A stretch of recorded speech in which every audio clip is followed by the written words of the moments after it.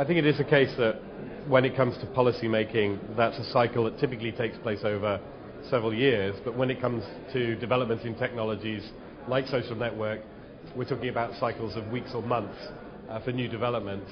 And you can see that across the piece, both in core social networking services, but also important new developing areas like location-based services, where the policymakers are engaged in discussions, but they're likely not to lead to any substantial outcome, maybe for a year, 2 years.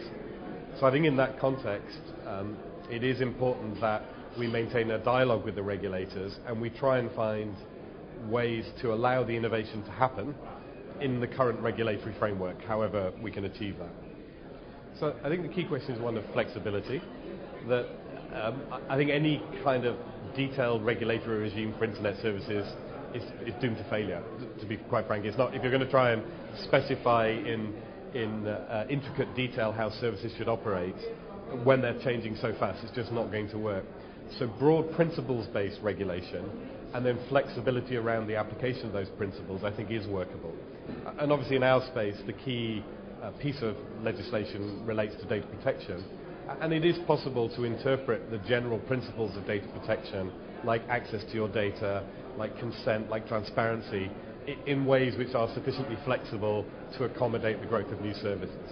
So I think the lack of harmonization is a challenge, and really the key question is, for us, is how do you create a path from being a small startup internet company where typically you're hiring engineers, not lawyers, you're trying to build a service, and once you've made that service available, it is available to everyone in the world.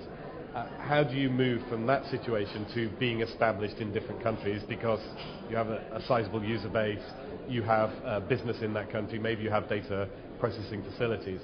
And the legal framework kind of caters for that, but the reality seems actually to be quite different, that it's not obvious at each stage where your responsibilities lie, and each company is having to figure it out for themselves. We at Facebook having to do that, everyone's having to do that to say, okay, at this stage we need to carry out certain compliance mechanisms. I think more guidance from the regulators about how to do that, which is less on an all or nothing basis, which it tends to be at the moment. It's either you're all in jurisdiction or you're all out, but a recognition that there's a kind of path to jurisdiction, and perhaps a harmonized regime is better for users sometimes than trying to apply very detailed regulation. That could be a very good outcome of the various processes of regulatory review that are happening at the moment. I think it's a real communication challenge for us and all the companies operating in this space to make sure that we are talking about the reality of what you're doing rather than a perception of what it is you're doing. I think we, quite frankly, just need to rise to that challenge and make sure we do communicate in detail what our products do and what they don't do. And if we do that, then we can engage in that more informed debate. Again, it's an issue of scaling, that you built the business, you have people working in different areas, but there may be people who have opinions about the service that you've not yet had a conversation with, and we just need to get better at having those conversations. I think the solution is going to be a combination of government and self-regulation, like in many situations.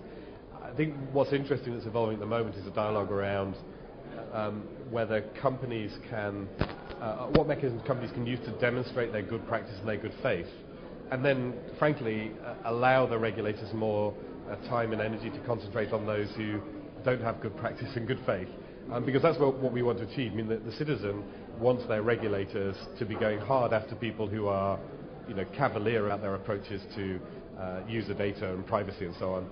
I think at the same time as enabling services which they are choosing to use to continue to flourish.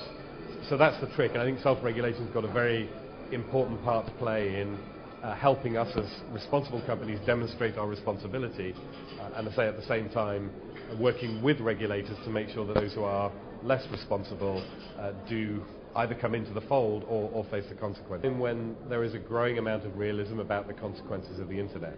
So the internet has been growing. It's now reached a point where it's so present in so many people's lives. It's no longer a minority activity. It's now a majority activity in many countries of the world. And so there is now a recognition that there's a need to make the policy framework work, and there's a recognition that the only way to do that is to be realistic, and that perhaps the notion of unilateral action are not going to be as effective in protecting citizens as some kind of a more multilateral approach.